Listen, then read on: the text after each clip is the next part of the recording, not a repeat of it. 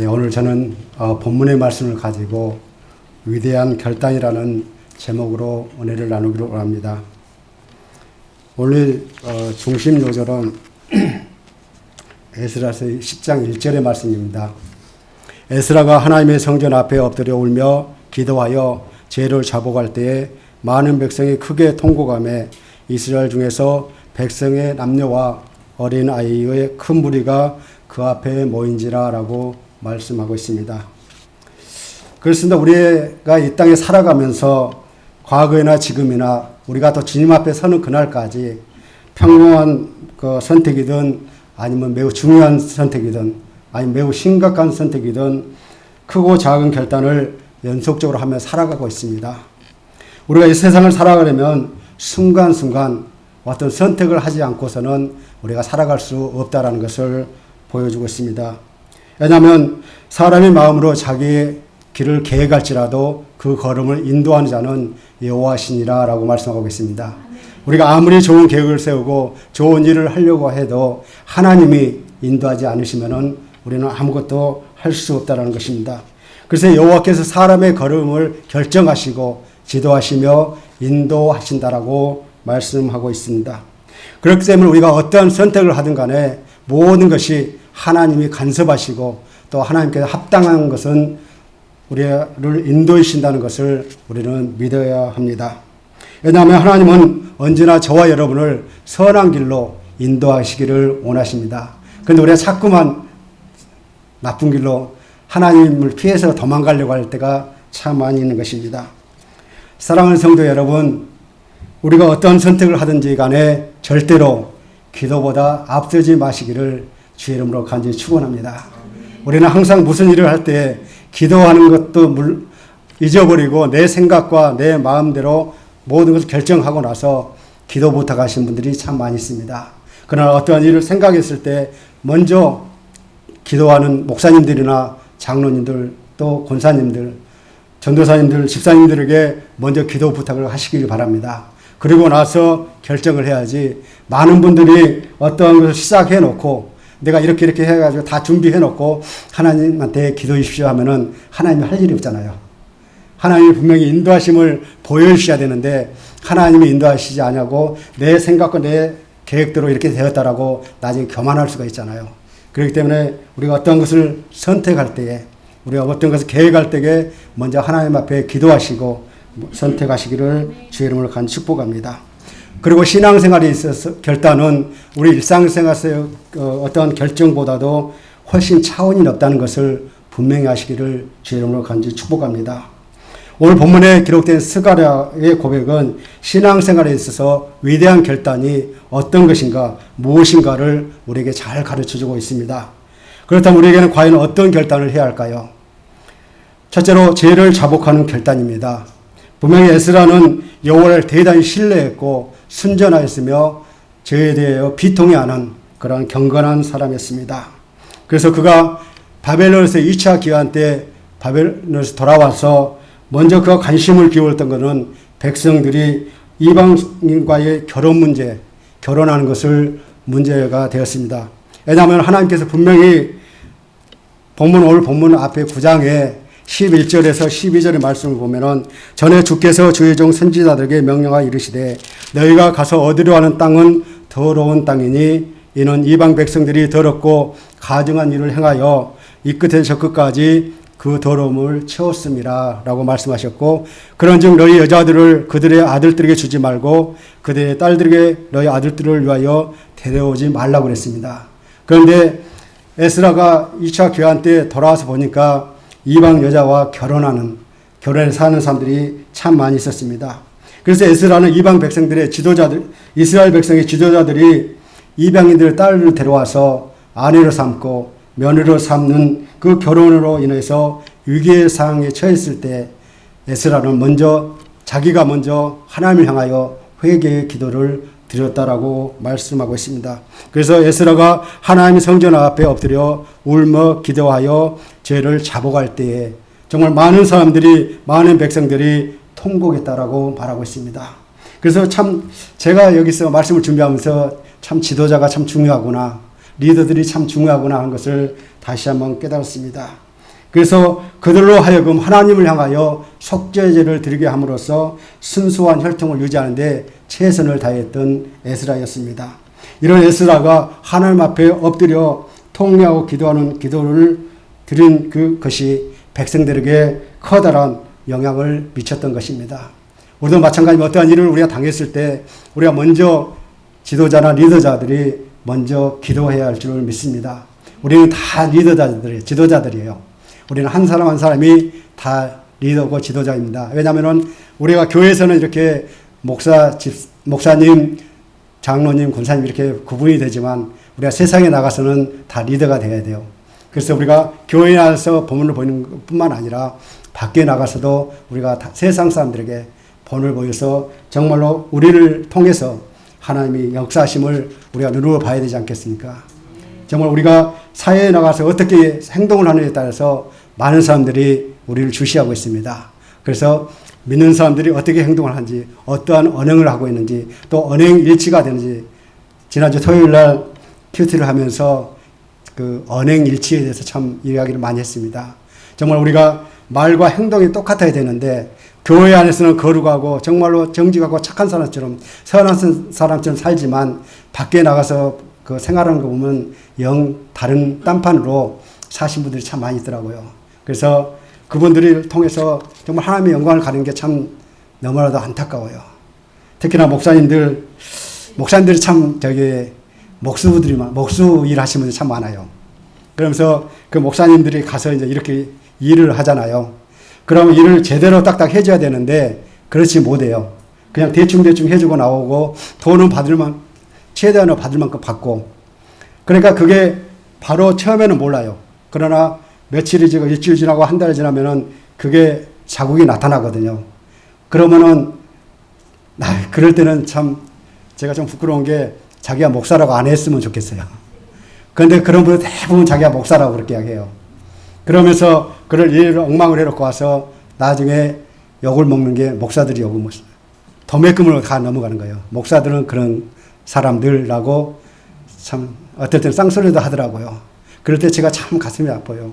그리고 제가 전도사 집사 때는 잘 몰랐는데 목사 세계에 딱 들어와 보니까 너무나도 아니라는 걸 참 많이 느끼게 되더라고요. 그러면서 처음에는 왜 저렇게 하나 자꾸 제가 이야기를 했지만 나중에 하나님이 저한테 깨달음 주신 게 내가 너한테 저걸 보여주면 너는 저렇게 하지 말라고, 너는 저들을 위해서 기도하라고 보여준 것이지 저를 징계하고 멸시하고 정말로 정죄하지 말라라고 그렇게 하나님이 깨달음을 주시더라고요. 그래서 참 지도자, 리더자가 참 중요하다는 것을 다시 한번 느끼게 됐습니다. 그래서 에스라가 하나님의 엎드려 통회하고 회개하는 그 기도가 백성들에게 많은 영향을 끼쳤다고 말하고 있습니다.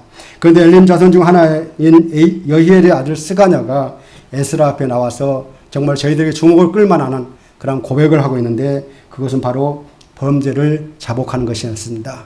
그래서 오늘 본문 2절에 보니까 우리가 우리 하나님께 범죄하여 이 땅 이방 여자를 맞이하여 아내를 삼았으나라고 고백을 하고 있습니다. 스가냐가 이렇게 고백한 이유는 이스라엘 백성들이 하나님 말씀을 어기고 배반했기 때문입니다. 그래서 분명히 하나님이 제가 아까 읽은 것처럼 9장 11절 12절의 말씀처럼 이방 여자들을 데려오지 말고 그 이방 딸들에게 너희 아들을 주지 말라고 그렇게 이야기했는데 그 이방인들과 결혼했잖아요. 그러한 것을 어기고 배반했기 때문에 스가랴가 그 하나님의 말씀 에스라한테 지금 고백하고 또 에스라한테 이렇게 말을 하고 있는 것입니다. 그래서 스가냐는 모든 백성들 가운데 일어나 에스라에게 바른 말로 제안하며 격려하는 지도력을 발휘했습니다. 스가냐가 에스라가 하나님의 율법대로 이방인 아내와 그 자녀들을 내어 보내는 일을 담대히 시행할 것을 권면하고 있는 것입니다. 하나님께서 에스라와 유다 백성을 위해 스가냐 같은 용기 있는 협력자를 붙여주셨던 것입니다. 제가 제일 안타까운 건 오늘날도 이러한 용기 있는 협력자와 동역자들이 많이 나와야 하는데 그렇지 못한 것이 안타까운 지금의 현실입니다. 그 정말로 목회자들이 지도자들이 참 본을 잘 보여야 되는데 너무나도 이중적인 그런 삶을 살다 보니까 정말로 세상에서 비판받고 성도님한테 물론 사람한테 인정받는 게 중요한 건 아니지만 먼저 저는 항상 그렇게 하나님 기도해요. 하나님, 제가 먼저 하나님께 인정받기를 원합니다. 그리고 나서 사람들에게 인정받기를 원합니다 하고 기도를 합니다. 그럴 때 하나님께서 저는 어디 가서 잘 이야기를 안 해요. 목사라고. 물론 이야기를 해야 되지만 그러나 이야기를 잘 안 하는데 그분들이 자꾸 저한테 물어봐요. 혹시 장로님 아니십니까? 하고 물어봐요. 그런데 목사가 장로로 갈 수가 없잖아요. 그래서 죄송합니다. 부족한 사람이 주 종입니다. 목사입니다. 그랬더니 어딘가 좀 다른 걸 느꼈대요. 자기들이. 그리고 어떤 분들은 일 다 끝나고 이제 그 계산하고 이제 이렇게 이야기하면 차 한잔 마시면서 이야기하면서 혹시 목사님 아니세요? 하고 물으시면 있어요. 그게 어디가 태가 나는가 봐요. 어딘가 모르게. 그래서 제 주장은 항상 그거예요. 어디를 가든지 무슨 일을 하든지 최선을 다하자. 최선을 다하고 정말로 내가 할 수 없는 건 할 수 없다라고 이야기하고 그래서 내가 최선을 다하고 또 저는 받을 가격은 다 받아요. 미국 사람들은 다 받아요. 좀 비싸게 받아요. 백인들 받는 것을 받게. 그래서 정말로 에이전트들이 저를 많이 소개를 해줘요. 부동산 에이전트들이 참 많이 알고 있고요. 그분들이 소개하고 에스크로 오피스들이 또 소개하고 하니까 일은 참 많이 해요.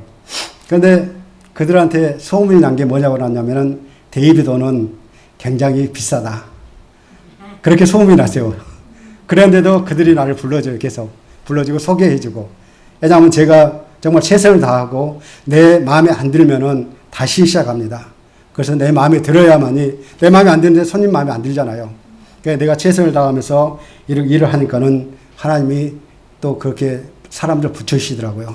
그래서 참 요즘에 또 어떤 사람들이 일이 없다고 참 많은 걱정을 하시는데 저는 그래도 쉬지 않고 일을 많이 하고 있습니다. 그래서 하나님께 감사하고 정말로 우리가 어떻게 하느냐에 따라서 정말로 하나님 영광 가리게 되고 어떻게 하느냐에 따라서 영광을 나타낼 수 있는 그래서 저는 날마다 하나님께 기도한 게 뭐라고 얘기하면 하나님 오늘도 부족합니다. 하나님 도와주시지 아니하시면 저는 아무것도 할 수 없습니다. 오늘도 도와주시고 하나님 영광만 나타나게 하여 주옵소서라고 날마다 아침에 기도하고 모든 일을 시작합니다. 그리고 때로는 일을 할 때마다 잘 안 풀릴 때가 참 많아요. 그동안 내가 경험이 있고 그 다음에 내 지식과 모든 걸 동원했을 때 안 되는 게 참 많거든요. 그럴 때마다 제가 연장을 딱 옆에 놓고 하나님 기도합니다. 하나님 많은 사람들이 저를 주의 종으로 알고 있고 내가 이걸 분명히 고친다고 했는데 지금 내 방법 그러니까 어쨌든 4번 5번 해도 안 될 때가 있어요. 그러면은 내 방법 내 지식 모든 내 경험 동원을 했는데 주님 안 됩니다. 주님 이걸 고쳐주시고 영광 받으시든지 그냥 내버려 두시고 영광 받지 마시든지 주님 알아서 하십시오. 그러나 나의 원대로 와주시고 아버지 원대로 되기를 원합니다. 라고 기도를 합니다. 저는 많은 사람들한테 협박 기도라고요. 그런데 또 어느 분은 또 그게 안 좋다고 그러시는데 저는 그렇게 해왔어요. 지금까지. 그렇게 하고 다시 연장을 들고 이렇게 일을 시작하는데 그때 딱 해결되는 거예요. 그래서 어쩔 때는 내가 똑똑하고 내가 잘났어.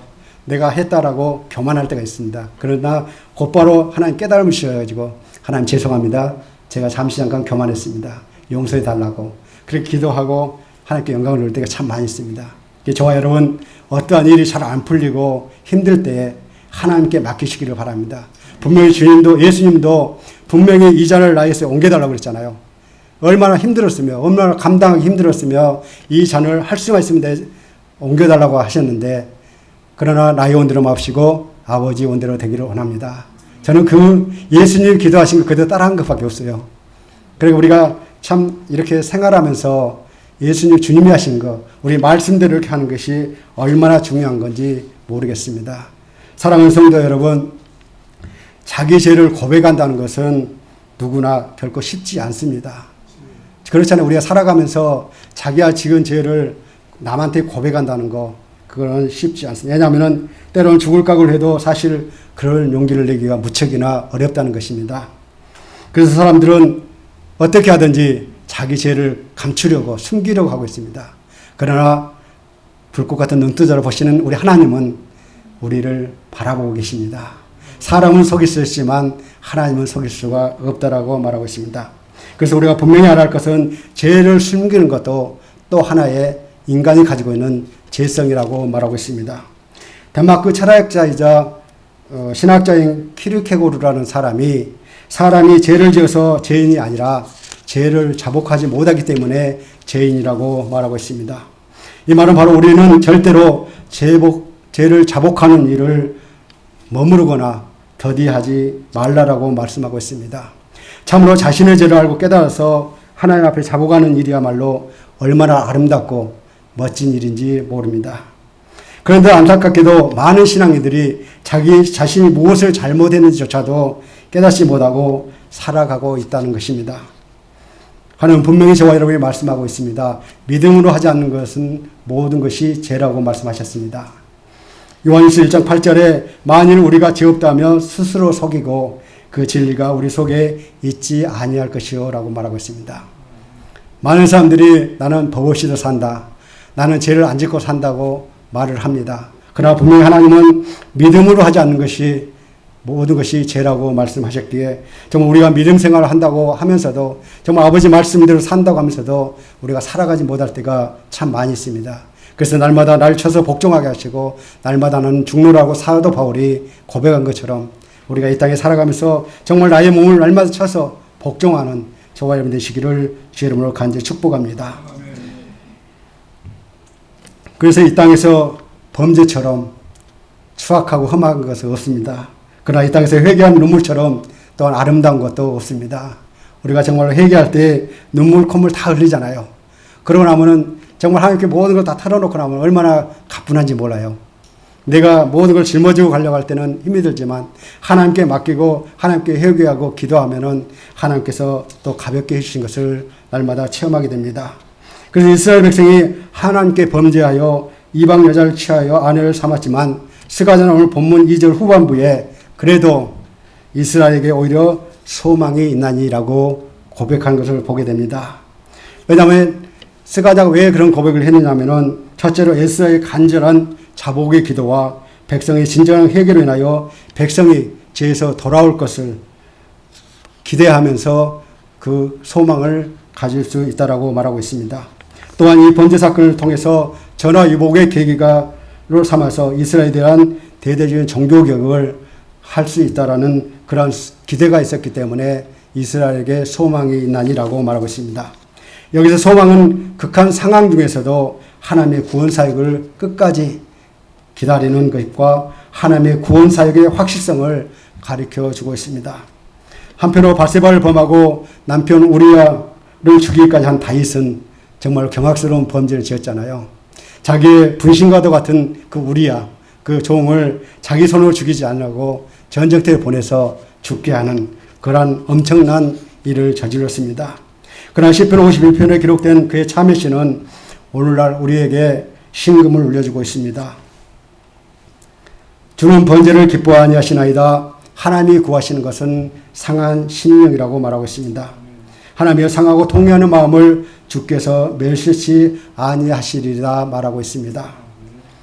시편 51편은 시편의 7대 회개시 중에서 가장 대표적인 시로서 다윗이 우리아 아내 바세바와 불륜을 범한 뒤에 나단 선지자를 하나님이 보내주셨습니다. 그러면서 엄히 경고를 함을 듣고 하나님 앞에 철저하게 통회하는 내용을 11절 시편 51편에서 저에게 보여주고 있습니다. 1절에서 19절까지더라고요. 그래서 좀 많아서 이 시간은 저희가 읽지는 못하겠고 여러분이 시간이 있을 때 한번 시편 51편을 한번 읽어보시기를 주의 이름으로 간 축복합니다. 시당의 이대함은 죄를 짓지 않는 그의 완전한 인간성이 있는 것이 아니라 다윗처럼 죄를 깨달았을 때 즉시 자비에 힘입어 회개함으로써 죄에서 벗어나는 신앙의 순결성에 있다라고 말하고 있습니다. 인간의 모든 죄는 사람에게 짓는 것뿐만 아니라 결국은 하나님께 지은 것이라고 말하는 것입니다. 다윗이 바세바와 우리아에게 죄를 지었지만 더 깊이 생각해보면 하나님의 온전하심과 거룩함에 대한 죄를 지은 것입니다. 하나님 앞에서 죄를 깨닫는 자라야만이 깊은 회개에 이어 새로운 삶을 살 수 있습니다. 우리가 정말로 하나님 앞에 회개하고 기도할 때 우리는 생각나는 것만 하잖아요. 그런데 기도할 때 저는 그렇게 기도합니다. 하나님, 제가 혹시라도 생각하지 못하고 기억하지 못한 것도 생각나게 하시고 기억나게 하셔서 그것까지도 회개할 수 있게 해달라고 하나님께 기도를 합니다. 그러므로 죄의 자복은 일종의 자포자기를 선언하는 것입니다. 따라서 죄의 자복하는 것처럼 위대한 결단은 없는 것입니다. 혹시라도 아무것도 아닌 것처럼 느끼고 저와 여러분이 말과 행동을 함으로써 상대방에게 상처가 되고 힘들게 하신 일이 없으신가요? 저는 있습니다. 그런데 하나님께서 결국은 그것을 해결해 주시더라고요. 왜냐하면 제가 신학교 다닐 때에 참 학생회 회장하고 부장을 뽑는데 저희가 이제 이렇게 회장하고 부장 러닝메이트로 이렇게 나오긴 했거든요. 그런데 저한테 잘 하시는 전도사님이 있었어요. 그분이 늘 이제 수업 시간마다 제 옆에 앉아서 공부하면서, 죄송합니다. 제가 땀이 좀 많았어요. 옆에 앉아서 교수님 꼭 기도시키면 저를 옆구리를 꾹꾹 찔러요. 전도사님 기도해 주세요 하고. 그래서 그때마다 이제 제가 기도해 줬거든요. 그래서 이제 항상 저한테 고마워하면서 자기가 어떤 이제 물건을 사든지 학교 또 가방을 매일 이제 이렇게 팔았거든요. 가방 로고, 학교 로고가 있고 그런 가방을 항상 그러면 자기 거 사고 내 것까지 사서 항상 저를 주었어요. 그러면 전도사님 잘 쓰세요 하고 주는데, 이제 갑자기 이제 학생회장 이제 선거가 있는데 갑자기 부회장으로 출마를 하겠다는 거예요. 그리고 회장을 출마하신 분은 거리 선교에 이렇게 선교사로 이렇게 일하신 분인데, 그분은 자기 와이프가 학생회장 하라고 하고 하지 말으면 안 한다겠다는 거예요. 그리고 이분은 부회장을 나오면은 불랑 회장 그 유고시에 회장 대신 해야 되잖아요. 그러면 학교에서 채플도 인도해야 되고 기도도 해야 되고 찬양도 인도해야 되고 그 모든 사람들 섭외해야 되고 할 일이 참 많거든요. 그런데 이분은 기도를 잘 못하니까 자꾸 저 옆구리를 찔러서 기도해달라고 하는 그분이 갑자기 부회장 나오겠다 하니까 제가 그분한테 이야기했죠. 회장으로 나와 정말 내가 소신을 가지고 사명을 가지고 내가 회장을 출마해도 회장으로 해서 감당하기 힘든데 자기 와이프가 하라고 하고 하지 말라면 안 하겠다는 그러한 마음으로 어떻게 학생회를 이끌 수 있느냐. 그리고 전도사님은 기도를 잘 못하시는 그게 참 제 실수였어요. 물론 어느 누구나 다 기도 잘 못하잖아요. 그래서 자꾸 우리가 기도함으로써 이제 기도가 자꾸 늘고 그러는데, 왜냐하면 학생의 체포를 인도하려면 기도도 할 줄 알아야 되고 또 모든 걸 할 줄 알아야 되는데 그걸 못해서 전도사님 한번 올해 한 해를 학생회에 인볼브해서 봉사하다가 그래서 전도사님이 하면 좋겠습니다. 그렇게 이야기했거든요, 저는.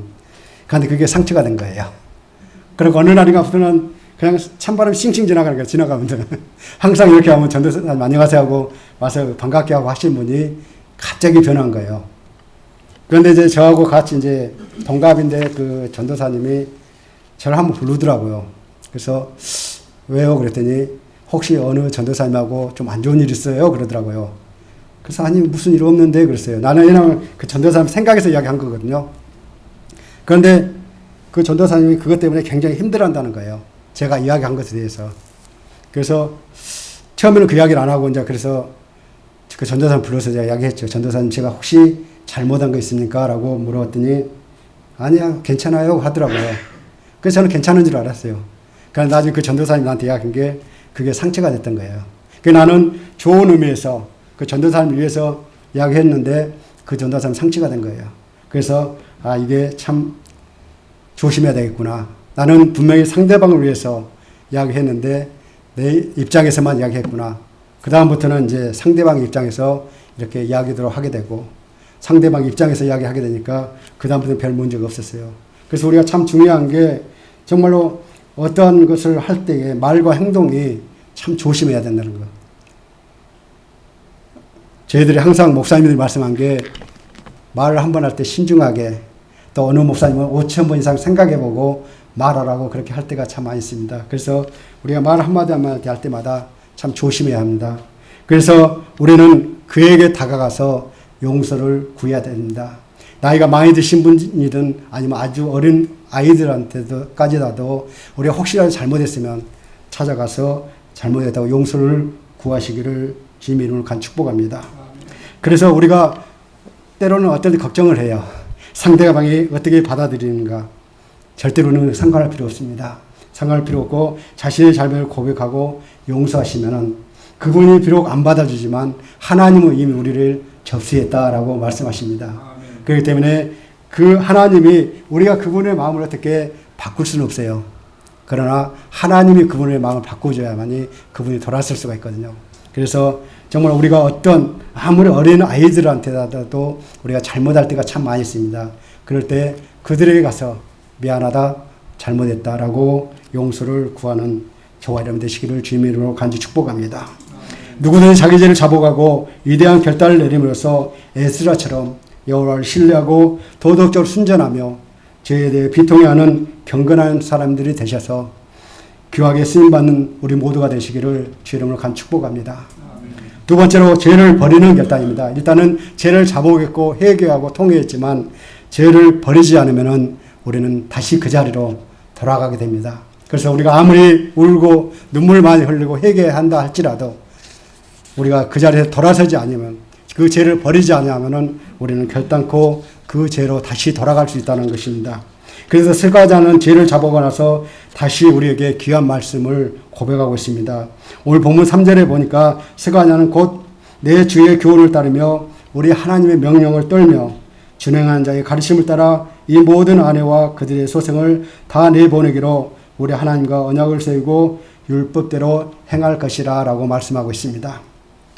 이 말은 무슨 말씀입니까? 지금까지 지금 모든 죄를 다 버리겠다는 결단의 모습을 보여주고 있습니다. 사실 죄를 잡아가는 것과 죄를 버리는 일에는 상당한 차이가 있습니다. 왜냐하면 죄를 잡아가고 나서도 그 죄를 다시 반복하는 경우가 우리 중에 많이 있기 때문입니다. 제가 넌센스 퀴즈를 하나 내겠습니다. 참 이런 퀴즈 좀 낸다는 게 좀 뭐 하기는 하지만 그렇지만 한번 내보겠습니다. 여러분 맞춰보십시오. 냉장고 하나가 있고 코끼리가 있습니다. 그런데 그 코끼리를 냉장고 속에 넣고 싶어요. 그럼 어떻게 넣어야 될까요? 네?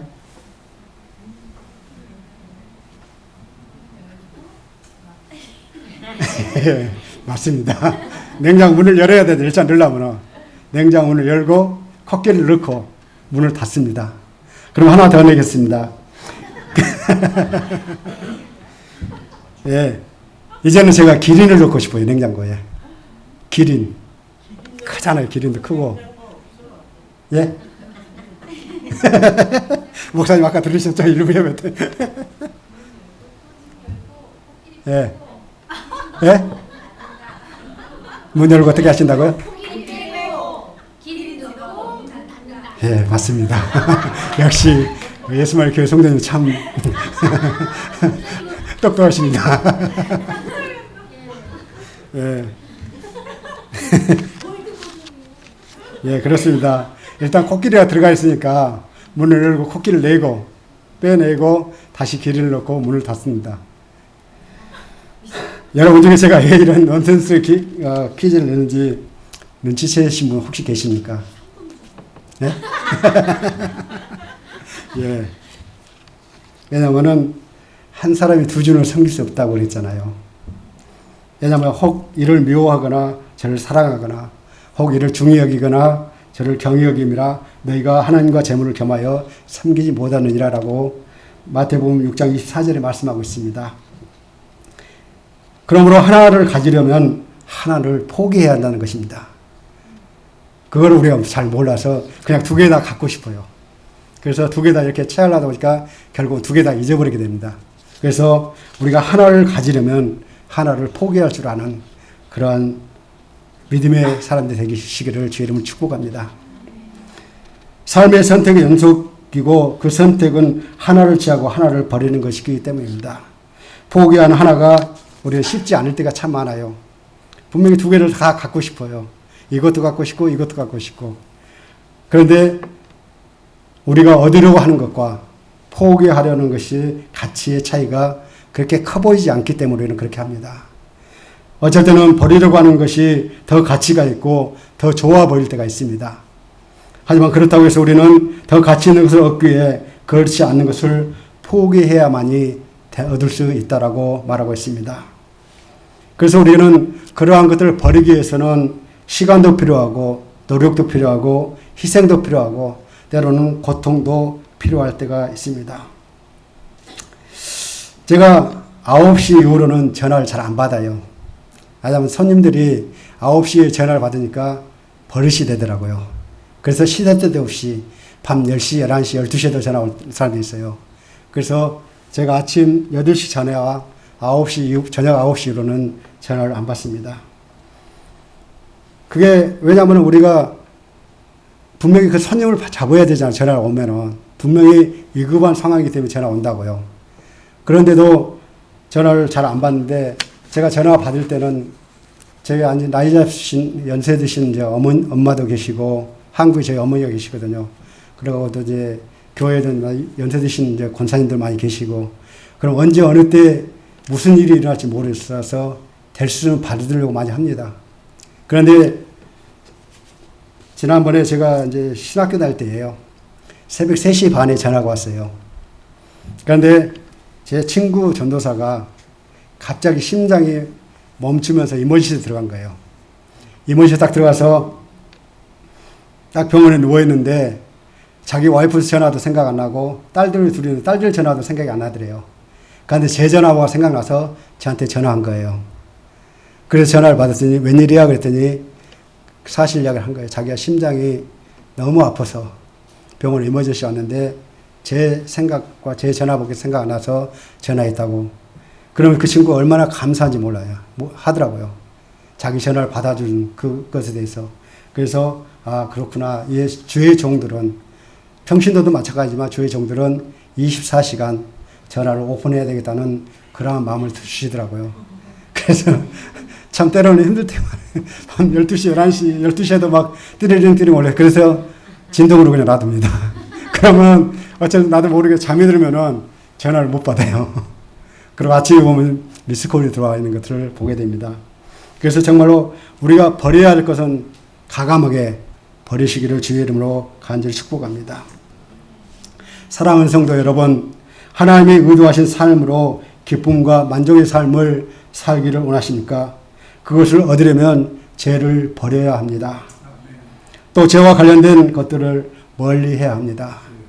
참 이 땅에 살아가면서 참 유혹이 참 많아요. 그래서 하나님 말씀에 합당하지 않은 것은 항상 멀리 하려고 그렇게 항상 기도하면서 멀리 하고 있습니다. 그런데 자꾸 세상은 유혹을 해와요. 이것도 어느 목사님들은 이제 그런 것도 있더라고요. 이건 조금 뭐하지만 술 드신 목사님도 계신데요. 그래서 그건 아닌데 하는 그러한 마음이 드는데 그것도 하나님 끊으셔야 끊게 되더라고요. 제가 참 한국에 있으면서 술, 담배 다 했습니다. 그리고 했는데 결혼하고 나서 완전히 두 개 다 끊었습니다. 내 의지로 끊는 게 아니라 자연적으로 끊게 하시더라고요. 그래서 지금 한 34, 5년 이제 계속 끊고 있는데 참 그거를 내 의지로 끊으려고 안 돼요. 그러나 하나님께 맡기고 정말 하나님이 이걸 끊어달라고 우리가 기도할 때에 하나님의 도우심으로 끊을 수 있다는 것입니다. 그렇기 위해서는 많은 결단과 인내와 노력이 필요하지요. 베드로서 2장 20절에 보니까 만일 그들이 우리 주 대신 그리스도를 알므로 세상의 더러움을 피한 후에 다시 그 중에 얽매이고 지면 나중 형편이 처음보다 심하리니라고 말하고 있습니다. 제가 이 말씀을 보면서 마태복음 12장 43절에서 45절의 말씀이 생각나더라고요. 무슨 말씀이냐면 더러운 귀신이 사람에게서 나갔습니다. 그래서 물이 없는 실만한 곳을 찾아다니다가 찾지 못하고 다시 내가 나온 내 집으로 돌아가리라 하고 돌아와서 보니까 그 집이 비어 있습니다. 그리고 깨끗하게 청소되어 있고 또 수리가 되어 있어요. 그래서 네가 가서 저보다 더 악한 7 귀신을 데리고 와서 거기에 자리를 잡게 되니까 나중에 형편이 심히 중하였더라라고 말씀하고 있습니다. 그렇습니다. 제가 전에 섬기던 교회 목사님이 치유사역 하신 목사님이었습니다. 그래서 제가 또 하나님 이곳에 보낸 이유가 무엇입니까? 라고 하나님께 기도한 적이 있습니다. 그런데 그 많은 분들이 치유를 받습니다. 기도하면. 하나님이 함께 하셔서 목사님이 기도해 주고 목사님이 치료하면은 다 치료해 주고 싶죠. 그러나 하나님이 하시기에 목사는 대언해서 기도하는, 엮어서 중보기도하는 것밖에 없는데 그래도 많은 성도님들 오셔서 치료를 받으셨어요. 그러면 치료를 받았으면 저희들이 더욱더 이렇게 말씀으로 찬양으로 기도로 무장을 해야 되는데 그렇지 못하고 다시 옛날 생활로 돌아가더라고요. 그러다 보니까 다시 그 병이 재발합니다. 그러면서 결국은 회복하지 못하고 하나님 품으로 가는 것을 보게 됐습니다. 그래서 정말 우리가 하나님께 치료받고 했을 때 정말 우리가 더 말씀 중심으로 더 기도하며 더 찬양할 수 있는 저와 여러분 되셔서 정말 악한 것이 들어와서 더 악해지지 않도록 더 심해지지 않도록 우리는 기도해야 할 것을 말씀드리고 있습니다. 그래서 괜찮다고 이야기하는 것이 아니라 오히려 더 심해지는 문제가 생길 것이며 하나님 앞에 설 때 더욱 심해질 것이라고 말씀하고 있습니다. 왜냐하면 베드로후서 2장 21절에 하나님의 의의 도를 안 후에 받은 거룩한 명령을 저버리는 것보다 알지 못하는 것이 도리어 그들에게 나으니라 라고 말씀하셨기 때문입니다. 우리가 세상에 살아면서 또 많은 죄를 지을 수 있잖아요. 그런데 특별히 어린 아이들이 범죄하면은 그들을 정상 참작을 많이 하더라고요. 이렇게 뉴스를 들어보면은 어리기 때문에 18세 미만으로 이렇게 한 분들은 왜냐하면 그들은 잘 모르고 지은 죄이기 때문에 그들이 정상 참작을 해주지만 그러나 성인들이 범죄하면 정상 참작이 없더라고요. 그러면서 그 자기가 지은 죄만큼 형을 살고 나온 걸 보게 됩니다. 사도 베드로는 베드로서 2장 22절에 개가 그 토하였던 것으로 돌아가고 돼지가 씻었다가 더러운 구덩이에 도로 누웠다 하는 말이 저희에게 응하였도다라고 말하고 있습니다. 이 말은 바로 개가 토해놓고 다시 그것을 먹는 것처럼 돼지가 씻었는데 다시 구덩이에 뒹구는 그런 속성이 있어요. 우리가 시골에 사시면 잘 아실 거예요. 돼지를 깨끗하게 목욕시켜 놨는데 결국은 다시 구렁텅이에 들어가서 자기 몸이 다시 지저분해지는 그러한 것을 보게 됩니다. 그래서 다시 토한 것을 먹기 시작하고 씻었다가 돼지 새끼처럼 다시 구덩이에 뒹구는 것처럼 우리가 비록 회개하고 십자가를 만났었지만 불행한 일이 일어날 것이라고 말하고 있습니다. 많은 사람이 어제 고백한 죄를 오늘도 스스럼 없이 반복하다 보니 잘못이라는 생각이 들지 않는 행동을 되풀이하게 된다는 것입니다. 그래서 일부 때도 제가 이야기했지만 우리가 교회 한번 빠지면은 조금 마음에 양심에 가책이 와요. 아, 오늘 내가 교회 빠졌는데 하나님 어떻게 하실까? 좀 죄책감도 느끼고 그런데 두 번, 세 번 빠다 보면 우리가 양심이 무뎌져서 그냥 잘못이라고 생각 안 할 때가 참 많이 있습니다. 그래서 요즘에 다니면서 많이 이렇게 보는데 방황하신 분들이 참 많더라고요. 교회 나가시다가 뭐 어쨌든 목사님을 통해서 아니면 성도님으로서 자기네들이 어려움을 당한 그런 분들이 참 많이 있더라고요. 그러면서 교회 나가십니까 하고 물어보면은 방학 중인데요 하신 분들이 참 많아요. 그래서 참 목사님도 마찬가지입니다. 성도님들이 정말 본을 보여야겠다. 정말 우리가 죽어야만이 모든 사람들을 함께 나갈 수 있다라는 그런 것을 많이 느끼게 됩니다. 그래서 죄를 자복하는 결단도 위대하지만 죄를 버리겠다는 결단이 훨씬 더 위대하다는 것입니다. 죄를 자백하는 건 그걸로 끝나지만 죄를 버리는 것은 그 자리에 다시 안 돌아가잖아요. 그렇기 때문에 우리가 죄를 자복하는 것보다 죄를 버리겠다는 결단이 훨씬 더 위대하다는 것입니다. 그러면 우리는 죄를 자복하는 일도 주저하면 안 되겠지만 죄를 버리는 일에도 결단을 뒤로 미루고 망설여서는 안 될 것을 말씀하고 있습니다. 진정으로 뜨거운 불덩어리를 가슴에 안고 살겠다는 사람은 한 사람도 없죠. 뜨거운 우리 불덩이 가슴에 앉으면 뒤잖아요. 그렇지만 죄는 뜨거운 불덩이와 같기 때문에 저와 여러분 빨리 버려야 합니다.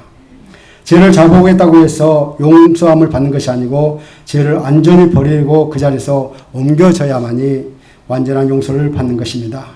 하나님의 사람을 성장하고 다듬어져서 하나님의 귀한 도구로 하나님의 영광을 위하여 귀하게 쓰임받는 저와 여러분 되시기를 주 이름으로 간절히 축원합니다. 세 번째로 죄를 자백하고 죄를 버렸기 때문에 이제는 거룩하게 살겠다는 그러한 결단이 필요한 것입니다.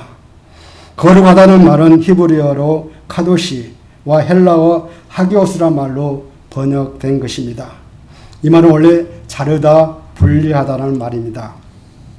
그러면 성경에서 말하는 거룩은 어떤 사물이나 사람을 신성한 목적을 위해서 구별해 놓은 것을 의미하고 있습니다.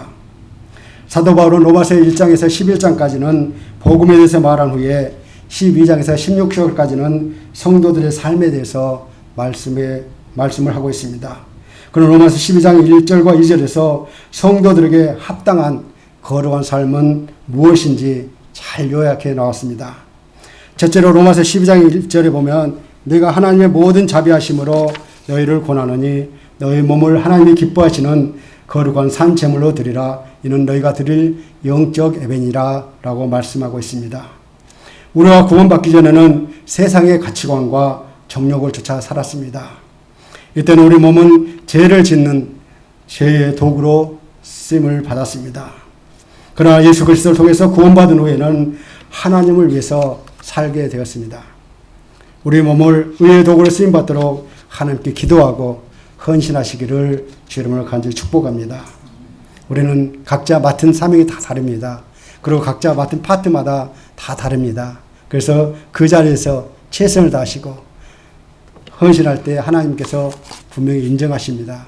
우리는 하나님께 인정받아야 돼요. 아무리 사람한테 인정받는 것은 그 한순간이에요. 그러나 하나님 앞에 인정받을 때 자연적으로 사람들한테 인정받을 수 있다는 것입니다. 그래서 우리 몸으로 하나님의 뜻을 행하는 것이 바로 참된 성도가 드릴 영적인 예배라고 말하고 있습니다. 둘째로 로마서 12장 2절에 보면 너희는 이 세대를 본받지 말고 오직 마음을 새롭게 함으로 변화를 받아 하나님의 선하시고 기뻐하시는 온전한 뜻이 무엇인지 분별하도록 하라라고 기록되었습니다. 분명 우리는 이 세대를 본받지 말아야 돼요. 참 많은 사람들이 이 땅에 살아가면서 그 잘못된 것은 참 금방 따라가요. 그래서 젊은 친구들 참 보면은 대부분 거의는 그렇지는 않지만 대부분 그러더라고요. 노래를 틀고 차에서 크게 틀고 가는데 대부분 나온 거 보면 미국 요구를 많이 하는 거예요. 요구를 하는 그 노래를 많이 듣더라고요. 팝송을. 그래서 저건 조금 뭐한데 하는 그러한 마음이 참 들 때가 참 많아요.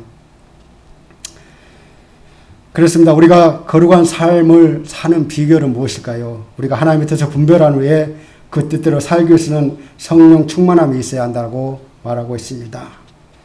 우리가 성령을 쫓아 살 때 우리에게는 사랑과 희락과 화평과 오래 참음과 자비와 양성과 온유와 절제, 충성, 이 성령의 9가지 열매를 맺어야 되는데 우리는 그러한 삶을 살지 못했을 때가 참 많이 있습니다. 정말 이러한 모든 것들이 주님을 따라가는 주님의 성품이거든요. 그래서 사랑과 희락과 화평과 우리 오래 참지 못하고 때로는 그래서 모든 걸 망칠 때가 참 많이 있습니다. 스가랴는 죄를 버리겠다는 말을 하고 나서 내 주의 교훈을 따르며 우리 하나님의 명령을 따르며 준행하는 자의 가르침을 따라 이 모든 아내와 그들의 소생을 다 내보내기로 우리 하나님과 언약을 세우고 율법대로 행할 것이라고 본문 3절에 고백하고 있는데 이 말은 이제부터는 하나님의 말씀과 뜻을 따라서 거룩하게 살겠다는 결단을 보이고 있습니다. 말씀을 맺겠습니다. 어차피 저와 여러분이 이 땅에 사는 동안 수시로 어떤 결단을 내리지 않을 수 없는 그런 환경에서 살고 있습니다. 아니 어떻게 보면 하루하루의 삶이 우리가 결정하고 나가야 되잖아요. 내가 오늘은 무슨 일을 해야 되겠다는 그런 계획이 있잖아요. 그거를 먼저 하나님 앞에 올려드리는 것입니다. 그래서 하나님께 맡겨주고 하나님의 인도하심을 따라 우리가 승리할 수 있도록 주님은 우리를 인도하시고 정말 우리가 가야 할 길을 보여주시고 우리가 가지 말아야 할 것은 우리에게 가지 말라고 주님은 저와 여러분에게 말씀하십니다. 그래서 저와 여러분이 정말로 위대한 결단을 하기 위해서는 먼저는 죄를 자복하고 죄를 버리고 거룩하게 살겠다는 그러한 마음을 가짐으로 오늘도 승리하는 삶이 되시기를 주의 이름으로 간절히 축복합니다. 기도하겠습니다. 하나님 아버지 감사합니다.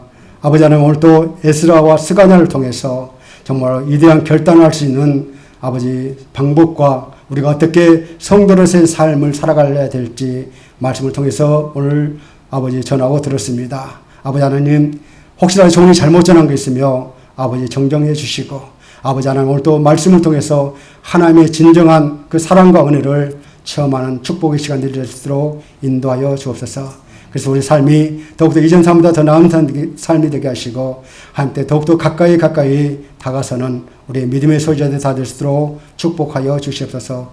감사합니다. 예수님의 이름으로 간절히 기도드리옵나이다. 아멘.